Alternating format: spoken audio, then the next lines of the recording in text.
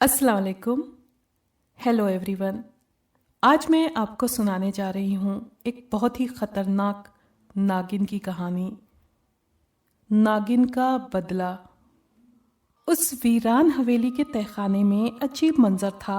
बंद तहखाने में जाने कहाँ से दूधिया रंग की रोशनी फूट रही थी और नागों का जोड़ा अपने फन फैलाए एक दूसरे में लिपट रहे थे। उस पूरी हवेली में और ख़ास तौर पर बाकी तहखानों में भी अंधेरा फैला था, लेकिन इस तहखाने में हैरान कर देने वाला मंजर था। अगर कोई देख लेता तो शौक रह जाता। और उस हवेली के बाहर कुछ आदमी हैवी मशीनरी लिए खड़े थे, जिसे कि यकीनन वो उस पुरानी हवेली को उखाड़ने का काम लेना चाहते थे।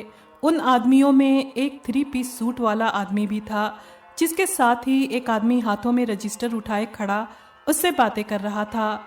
कुछ देर वो आपस में बहस करते रहे और फिर 3 पीस सूट वाले ने उस हवेली की तरफ देखते हुए सर को हाँ में हिलाया तो रजिस्टर वाले आदमी के चेहरे पर एक ऐसी मुस्कुराहट खेलने लगी जैसे कि उसने कोई मुश्किल मरहला जीत लिया हो। वो जल्दी से मशीनरी के पास पहुंचा जहां उसके ऑपरेटर्स खड़े थे और उन्हें हवेली की तरफ इशारा करके समझाने लगा। नाग नागिन अपने आप में मगन खूब मस्ती में थे कि अचानक हवेली गड़गड़ाहट की आवाज़ों से हिलने लगी। तहखाने की छत पर हवेली का ऊपरी मलबा गिरने लगा, जिसकी जोरदार आवाज़ों ने उन्हें होश दिलाया। वो बहुत मुश्किल से एक दूसरे से अलग हुए और ऊपर तहखाने की छत की तरफ देखने लगे। वो आहिस्ता आहिस्ता रेंगते हुए तहखाने के कोनों में चले गए और फिर कुछ देर बाद तहखाने की छत भी गिरने लगी। दोनों ही एक दूसरे को भूलकर इधर उधर कोनों खुदरों में छिपने लगे। बुलडोज़र हवेली को मलिया-मेट कर रहा था और एक्सवेटर मलबा उठाकर ट्रॉलर में डाल रही थी। उसी मलबे में नागिन भी ट्रॉलर में चली गई। नाग, जो कि हवेली के उखाड़ पछाड़ से बदहवास होकर पहले तो कोने खुदरों में छुपने की कोशिश करता रहा, चूँकि उस पूरी हवेली को ही गिराया जा रहा था, इसलिए उसे कहीं भी पनाह की जगह ना मिली, तो वो इधर से निकलकर साथ ही रिहायशी कॉलोनी में घुसता चला गया। फैज़ान और कासिम दोनों फर्स्ट कजिन थे। दोनों एक ही फैक्ट्री में मुलाजिम थे। जुमा का दिन था, इसलिए उन्हें जल्दी छुट्टी हो गई और वो दोनों जुमा की नमाज अदा करके साथ ही अपने घर की तरफ लौट रहे थे। उनके घर एक रिहायशी कॉलोनी में एक गली में थे। दोनों कॉलोनी में बातें करते दाखिल हुए तो उनकी नज़र उस पुरानी हवेली के कचरे की तरफ गई, क्योंकि हवेली को गिरा दिया गया था और अब मलबा उठाया जा रहा था। फैज़ान, ये क्या होने जा रहा है? कासिम ने तजस्सुस से पूछा। क्या बताऊं यार, मौज़म साहब की ख्वाहिश थी कि इस हवेली की जगह बच्चों का एक स्कूल बन जाए, ताकि हमारे और इस कॉलोनी में रहने वाले बाकी बच्चे जो कि बसों और वैगनों के धक्के खाकर दूर के स्कूलों में जाते हैं, उनके लिए आसानी हो जाए। लेकिन फैज़ान ने आखिर में अफसोस से कहा। लेकिन क्या? कासिम ने जल्दी से पूछा। मौज़म साहब का बेटा इस हवेली को गिराकर यहाँ कोई प्लाजा बनाना चाहता है। ओह, कासिम के मुंह से बस इतना ही निकला। दोनों ही अफसरदा होकर एक दूसरे को सलाम करके अपने अपने घरों को चल दिए। फैज़ान जब घर में दाखिल हुआ तो उसके तीनों बच्चे सामने ही सहन में क्रिकेट खेल रहे थे। उसे देखते ही तीनों अब्बू अब्बू करते हुए उसकी तरफ भागे।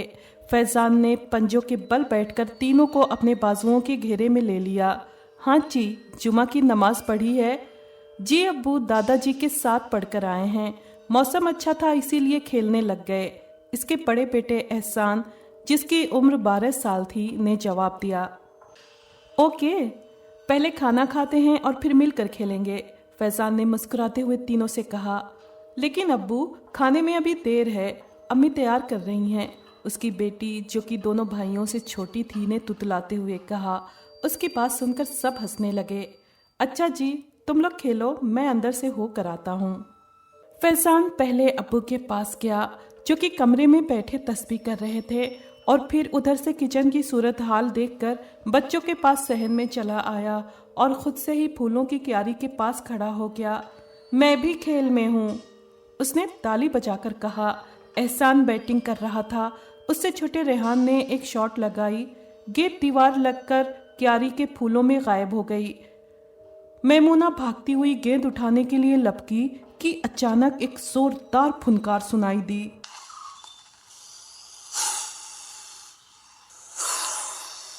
जिसे सुनते ही फैजान, जो कि उस क्यारी से कुछ ही फासले पर खड़ा था, उछल पड़ा। उसने मैमूना को उठाया और पीछे ले आया। तीनों बच्चे सहम गए। अब्बू के इशारे पर तीनों ही बरामदे में भाग गए। फैजान के चेहरे पर तशवीश थी क्योंकि उसके जहन में उस फुनकार ने हलचल मचा दी। 3 साल पहले वो अपने छोटे भाई नासिर के साथ घर की तरफ आ रहा था कि उस पुरानी हवेली के पास से गुजरते हुए उन दोनों को ऐसी ही फुनकार सुनाई दी थी और हवेली के साथ उगी गंदी जड़ी बूटियों में से एक बड़ा सा नाग अचानक निकला। तो फैजान ने जल्दी से दीवार के साथ पड़ी एक ईंट उठाई, लेकिन इतनी देर में सांप नासिर को डसकर गायब हो चुका था। दीवार में बने एक सुराख में दाखिल होते देखकर फैजान ने ईंट मारी, जो कि नाग की दुम पर जोर से लगी तो वो तिलमिलाया क्योंकि दुम का सिरा कट गया, लेकिन नाग सुराख में दाखिल हो गया। ईंट लुढ़कते हुए सुराख के ऊपर आ गई। फैजान ने उस वक्त उधर से ध्यान हटाकर अपने भाई नासिर को देखा, जो कि जमीन पर पड़ा मचल रहा था। उसका जिस्म नीला हो गया था और उसके मुंह से झाग बह रहा था। नासिर बच न सका। उस नाग को ढूंढने की बहुत कोशिश की गई, लेकिन वो न मिला। आज 3 साल बाद फिर फैजान ने वही फुनकार सुनी थी। उसने एक विकेट उखाड़कर दाएं हाथ में मजबूती से पकड़ ली। आज तू बचकर नहीं जा सकता, गुस्से में उसके मुंह से निकला और वो विकेट की नोक से फूलों को हटाकर देखने लगा। अचानक एक क्यारी में फुनकार की आवाज सुनाई दी। एक बड़ा सा नाग फन फैलाए उछलकर फैजान पर हमला आवर हुआ। फैजान ने विकेट जोर से घुमाई, जो कि नाग को लपेट में लेकर एक तरफ प्लॉट में फेंक दिया। उसी वक्त कासिम घर में दाखिल हुआ, जो कि उनके साथ खाना खाने की नीयत से आया था। उसने भी नाग को देखकर एक विकेट हाथ में ले ली। कासिम, ये वही नाग है जिसने नासिर को डसा था। फैजान ने उस नाग को पहचान लिया। नाग उनसे कुछ ही फासले पर दुम के सहारे प्लॉट में खड़ा होने लगा। बच्चों के मुंह से चीखें निकल गईं। नाग फुनकारने लगा। उसकी फुनकार की आवाजें ऐसी थीं जैसे कोई बिगड़ा बैल नाग से शों शों की आवाज निकालता है। वो फन फैलाए उन्हीं की तरफ देख रहा था। बच्चों की चीखों और सांप की फुनकार सुनकर फैजान के वालिद अंदर से बाहर निकले। उन्होंने जब इतने बड़े नाग को यूं अपने बेटे और भतीजे के सामने दुश्मन बने खड़े देखा तो वो परेशान हो गए। उन्होंने बरामदे में इधर उधर देखा तो उनकी नज़र जालीदार कपड़े पर पड़ी। उन्होंने कुछ सोचते हुए उस कपड़े को दीवार के साथ लगी हुक में से निकाला और मुहतात लेकिन तेज कदमों से फैजान और कासिम की तरफ बढ़े। जब मैं आवाज दूं तो इस पर पल पड़ना, उन्होंने चलते चलते फैजान और कासिम से कहा और फिर उनके नज़दीक चीखते ही उन्होंने मुंह से एक सीटी जैसी आवाज़ निकाली और जालीदार कपड़ा सांप की तरफ पूरी ताकत से फेंका। सांप ने इससे खतरा महसूस करते हुए हवा में उछलकर उस कपड़े को डंक मारने की कोशिश की। इधर उसने कपड़े में मुंह डाला, उधर फैजान के अब्बू के मुंह से निकला, मारो। फैजान और कासिम को एक झटका लगा और वो सांप पे चढ़ दौड़े। फैजान ने पूरी कुव्वत से विकेट से नाग के सर को निशाना बनाया। कासिम ने भी उसकी नकल की। नाग बल खाकर रह गया। उसके दांत कपड़े की जालीदार खानों में अटक गए थे। नाग के मुंह से शों शों की खतरनाक आवाजें निकल रही थीं, लेकिन फैजान और कासिम उसे इस वक्त तक मारते रहे जब तक वो मर न गया। नाग कपड़े के अंदर लोटपोट हो गया था। फैजान के अब्बू उन दोनों के पास आ गए। इसकी आंखों को खूब कुचल दो। कहते हैं कि नाग की आंखों में उसे मारने वाले का अक्स रह जाता है और उसकी नागिन इस अक्स के जरिए उस मारने वाले तक पहुंच जाती है और उससे अपने नाग को मारने का इंतकाम लेती है। ये बात सुनकर फैजान कांप कर रह गया, जबकि कासिम ने इस बात को मजाक में उड़ाते हुए कहा, अच्छा ताया अब्बू, फिर तो इसकी आंखों में गौर से झांकना चाहिए। ये कहते ही उसने नाग को विकेट से हिलाया तो वो हल्का सा सर उठाकर रह गया। कासिम ने उसके सर के सामने अपना चेहरा लहराया। खूब गौर से देख ले मुझे, बदमाशों की तरह कहा उसके मुंह से निकला। इस बात से उसके ताया कुछ नाराज हुए। ताया जी मजाक कर रहा था। कासिम ने उनका मूड देखते हुए संजीदा होकर कहा, बेटा बड़ों की बातों को समझने की आदत डालो। अब इस सांप को اٹھاؤ اور ویرانے میں جا کر گڈھا کھود کر دبا دو۔ فیضان کے والد اب بھی مطمئن نہ تھے۔ انہوں نے دوسرے دن قاسم اور فیضان کو اپنے ساتھ لیا اور تھوڑی دور ایک کچی بستی میں بسنے والے بزرگ مبارک شاہ کے پاس لے گئے۔ انہوں نے پوری بات سنی۔ میر جان صاحب، اس طرح کی باتیں تو ہم نے بھی سن رکھی ہیں، لیکن یہ بات کنفرم نہیں، پھر بھی ہم تعویذ لکھ دیتے ہیں۔ دونوں صاحب زادے کے گلے میں ان تعویذوں کو ڈال دیں، ساتھ میں پانی دم کر کے دیتے ہیں۔ آپ لوگوں نے اس سانپ کو کہاں دفنایا ہے؟ شاہ صاحب نے بات کرتے کرتے پوچھا۔ جی، اس پرانی حویلی کے پاس جسے کرایا جا رہا ہے، قاسم نے ادب سے جواب دیا۔ تو بس اس جگہ پر دم کیا ہوا پانی ڈال دینا، اور احتیاط کرنی ہے کہ یہ تعویذ آپ دونوں کے جسم سے الگ نہ ہو۔ فیضان کے والد میر جان صاحب نے شاہ صاحب سے اجازت لی اور وہ تینوں وہاں سے اٹھ آئے۔ فیضان اندر سے خوب ڈرا ہوا تھا، لیکن قاسم پر تو جیسے اس بات کا اثر تک نہ تھا۔ میں تھک گیا ہوں، تم لوگ ابھی جاؤ اور اس جگہ اس پانی کو پورا ڈال دو، دیکھنا کوئی جگہ خالی نہ رہے۔ فیضان کے والد نے ان دونوں سے مخاطب ہو کر کہا۔ چونکہ وہ بستی تک پیدل ہی گئے تھے، اس لیے میر جان صاحب بڑی عمر کے ہونے کی وجہ سے تھک گئے تھے۔ قاسم اور فیضان ان کو گھر تک چھوڑ کر اس جگہ جا پہنچے جہاں اس ناگ کے مردہ جسم کو دفنایا گیا تھا۔ رات ہو گئی تھی۔ انہیں وہ جگہ تلاش کرنے میں دشواری تو ہوئی، لیکن جگہ مل گئی۔ پانی جو کہ بوتل میں تھا اس زمین پر خوب چھڑکاؤ کر دیا گیا۔ فیضان، تم کیا کہتے ہو؟ کیا واقعی یہ ناگن کا انتقام لینے والی بات سچ ہوگی؟ دیکھو یار، جب اتنے لوگ کہہ رہے ہیں تو کچھ تو ہے۔ وہ آپس میں باتیں کرتے ہوئے وہاں سے گھر کی طرف چل دیے۔ ایک پیڑ کے موٹے سے تنے کے پیچھے انہیں کوئی چھپ کر دیکھ رہا تھا، لیکن وہ دونوں بے خبر اس کے پاس سے گزرتے چلے گئے۔ حویلی کا کچرا دور ایک میدان میں پھینک رہے تھے۔ وہاں بھی معظم صاحب کا چھوٹا بیٹا کھڑا انہیں گائیڈ کر رہا تھا۔ لگتا تھا کہ اس میدان میں بھی کوئی پلازا وغیرہ بنانے کا پروگرام تھا۔ اس پھینکے گئے کچرے کے اوپر ایک بلڈوزر اس کو زمین پر ہموار کر رہا تھا، یعنی اسموتھ کر رہا تھا۔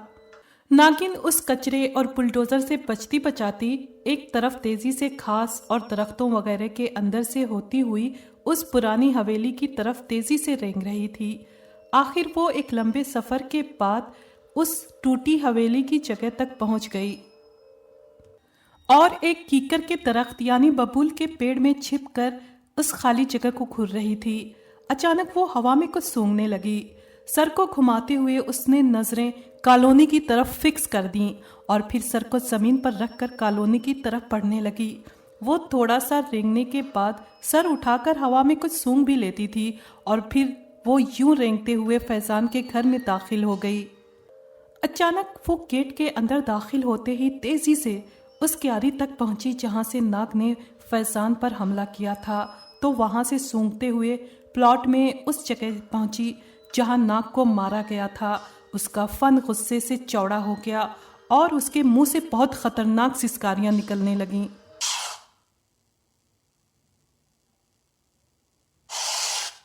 وہ اس گھاس پر لوٹ پوٹ ہونے لگی جس گھاس پر اس کے ناک کا خون لگا تھا۔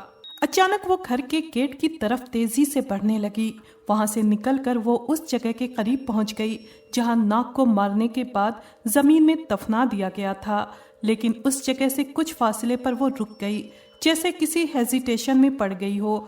اس نے ہوا میں سر اٹھا کر سونگنا شروع کر دیا اور پھر آہستہ آہستہ وہ بائیں طرف جہاں حویلی کی ایک ادھڑی ہوئی دیوار تھی رینگنے لگی۔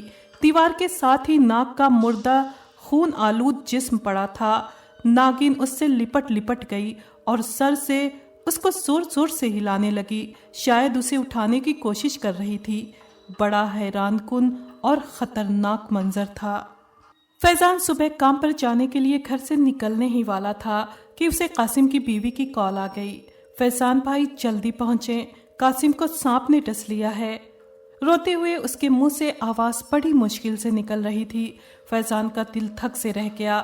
اس کا ذہن اسی ناگ کی ناگن کی طرف چلا گیا جسے ان دونوں نے مل کر مارا تھا۔ لیکن یہ وقت سوچنے کا نہ تھا۔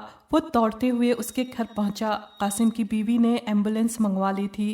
कासिम को अस्पताल ले जाया गया, लेकिन वो बच न सका। उसके घर कोहराम मच गया और फैजान के दिल में कोहराम मचा हुआ था। गुस्ल देते हुए उसने कासिम के दोनों बाजू देखे, उसे तावीज़ नजर न आया। बहुत ही सोगवार माहौल में कासिम का जनाजा उठाया गया। फैजान जनाजा पढ़ते हुए उसके बाद दफन करते हुए भी खासा उदास और परेशान रहा। शाम को वो अपने वालिद साहब के साथ दोबारा मुबारक शाह साहब के पास चला गया। वो ये चाहता था कि शाह साहब उसे फिर से पानी दम कर दें और तावीज़ भी उसके घर वालों के लिए बना दें, साथ ही कासिम के बाकी घर वालों के लिए, ताकि उसकी और कासिम की फैमिली उस नागिन से महफूज हो सकें। शाह साहब ने उसे तावीज़ बना कर दिए, साथ ही पानी पर दम कर दिया, जो कि दोनों घरों के चारों तरफ छिड़कना था। उसके बावजूद भी फैजान खूब डरा हुआ था। शाम की नमाज अदा करके वो घर से बाहर निकला तो उसके बच्चे गेट से कुछ फासले पर डरे सहमे उसे नजर आए। वो भागकर उनके पास गया। क्या हो गया है मेरे बच्चों, यूं डर कर क्यों यहाँ अटक गए हो? उसने तीनों को अपने साथ लिपटा लिया। अब्बू, वो देखें, उसी तरह का सांप जैसा उस दिन आपने मारा था। उसके बच्चों ने गेट की तरफ इशारा करते हुए बताया। फैजान ने जल्दी से उधर देखा। उसका दिमाग जैसे सुन्न होने लगा।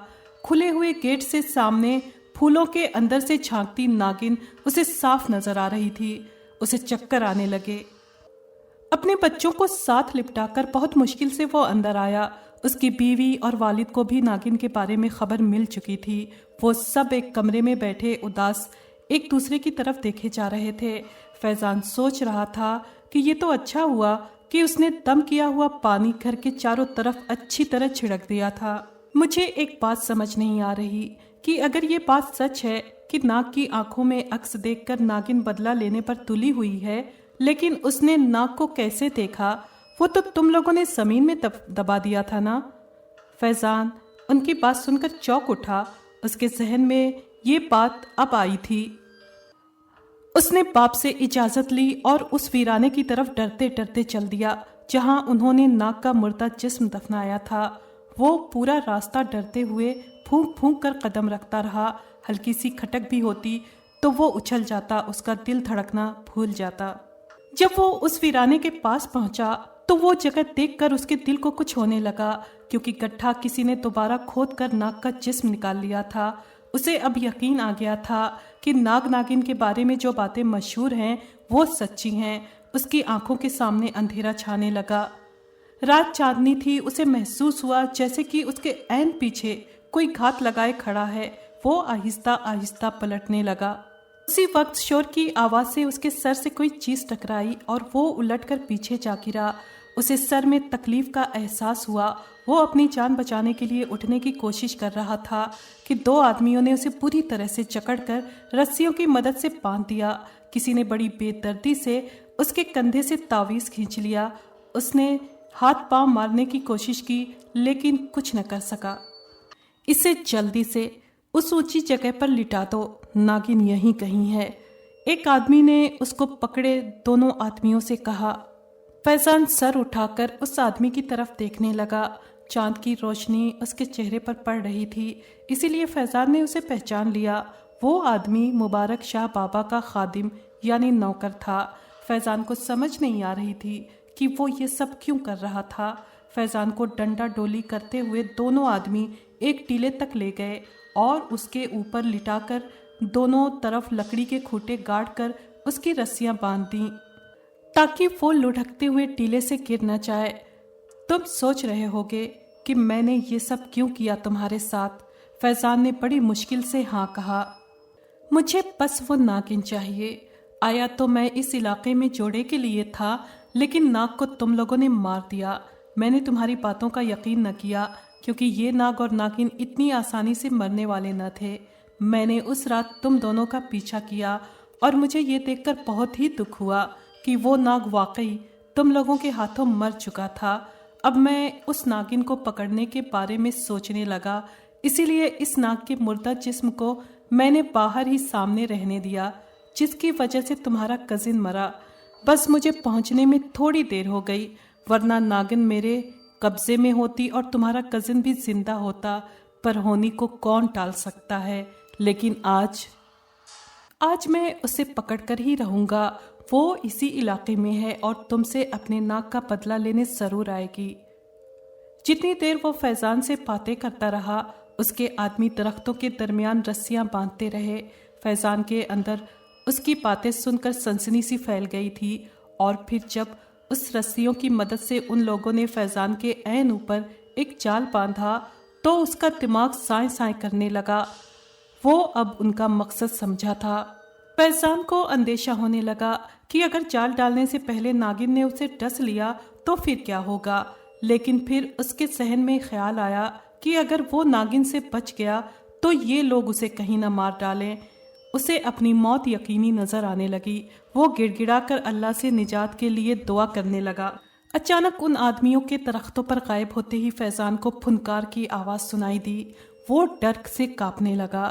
پہلی پھنکار سر کے پیچھے سے تھی، پھر ٹانگوں کی طرف سے، دائیں بائیں۔ ناگن اس کے چاروں طرف چکر لگا رہی تھی۔ شاید اسے بھی خطرے کا احساس تھا، لیکن وہ اپنے ناک کا بدلہ لینے کے لیے بے چین بھی لگ رہی تھی۔ اس کی فنکاریں سن کر فیضان کا دماغ معاف ہونے لگا۔ پھر اچانک ہی اسے اپنے قریب ناگن کی سنسناہٹ سنائی دینے لگی۔ وہ زور لگا کر اپنی رسیاں کھولنے کی کوشش کرنے لگا، لیکن وہ بہت ہی مضبوطی سے بندھی تھی۔ ناگن کے رینگنے کی سرسراتی آواز عین اس کے سر کے اوپر آ رکی۔ ناگن نے بہت صبر کیا اور اب اس کے صبر کا پیمانہ لبریز ہو چکا تھا، لیکن اس سے پہلے کہ وہ فیضان کو ڈستی، جال اس کے اوپر آ گرا۔ ناگن اس کے اندر پھنس کر رہ گئی۔ فیضان نے شکر ادا کیا کہ ایک دشمن سے تو جان بچی، اب دوسرا کیا کرتا ہے اس کا پتہ نہیں۔ ناگن اس کے سر کے پیچھے ہی پھوں پھوں کر رہی تھی، لیکن جال کے اندر سے اس کا نکلنا ناممکن تھا۔ بالکل تاریک خانوں والا جال تھا۔ ان آدمیوں نے درختوں سے چھلانگیں لگائیں اور ناگن کو جال سمیت پکڑ لیا۔ اس کے بعد وہ فیضان کے اوپر آ کھڑے ہوئے۔ یاروں، اس نے ہمیں ناگن تو پکڑوا دی، لیکن ناگ کو مار کر اس نے جو نقصان کیا ہے اس کی اسے کچھ تو سزا ملنی چاہیے نا۔ شاہ صاحب کے خادم نے فیضان کو ایک ٹھٹا مارتے ہوئے کہا۔ فیضان کے منہ سے آو کی درد بھری آواز نکلی۔ اب اس کے ساتھ دوسرے بھی فیضان کو مارنے کے لیے شامل ہو چکے تھے۔ ناگن کو انہوں نے ایک پٹاری میں بند کر دیا تھا، جو کہ ان میں سے ایک نے اٹھائی ہوئی تھی۔ اس نے جوش میں آ کر فیضان کو پورے زور سے لات مارنے کی کوشش کی تو اس کا پیر رپٹ گیا اور وہ سر کے بل حویلی کے اکٹھا ہوئے کچرے پر گرا۔ اس کے ہاتھ سے پٹاری چھوٹ کر گری اور اس کا ڈھکن کھل گیا۔ ناگن ایک پھنکار کے ساتھ باہر نکلی اور اس آدمی کے ماتھے پر ڈس لیا تو اس کے منہ سے ایک بھیانک چیخ نکلی۔ ناگن کی پھنکار اور اس آدمی کی چیخ نے فیضان کو مارنے والے دونوں آدمیوں کی سٹی گم کر دی۔ انہوں نے پلٹ کر ادھر دیکھا۔ ان کے عین سامنے ناگن اپنی دم پر کھڑی انہیں گھور رہی تھی۔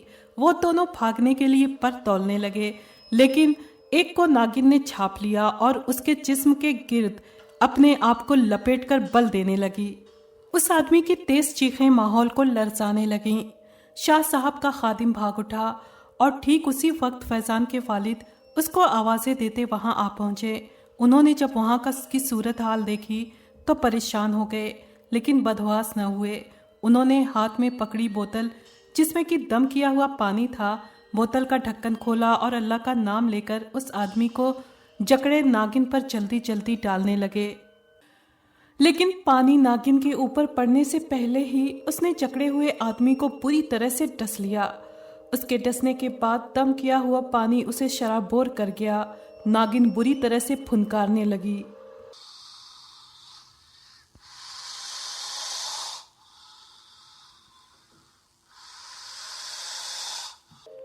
فیضان کے والد اس کے اوپر پانی ڈالتے رہے۔ ناگن نے اس آدمی کو چھوڑ دیا اور زمین پر لوٹ پوٹ ہونے لگی، اور پھر دیکھتے ہی دیکھتے اس کو آگ لگ گئی۔ ناگن کی سسکاریاں اور پھنکاریں فیضان اور اس کے والد کے اعصاب کو جھنجھوڑ رہی تھیں۔ آخر وہ جل کر خاکستر ہو گئی تو باپ بیٹے دونوں نے اللہ کا شکر ادا کیا اور خوشی خوشی گھر کی طرف قدم بڑھانے لگے۔ اگر آپ کو یہ کہانی پسند آئی ہے تو پلیز لائک اور شیئر کریں اور کمنٹ باکس میں اپنی رائے کا اظہار کیجیے۔ اگر آپ نے ہمارے چینل کو ابھی تک سبسکرائب نہیں کیا ہے تو پلیز سبسکرائب کر لیں اور بیل آئیکن کو پریس کر دیں تاکہ آنے والی ہر کہانی کا نوٹیفیکیشن آپ کو مل سکے۔ شکریہ۔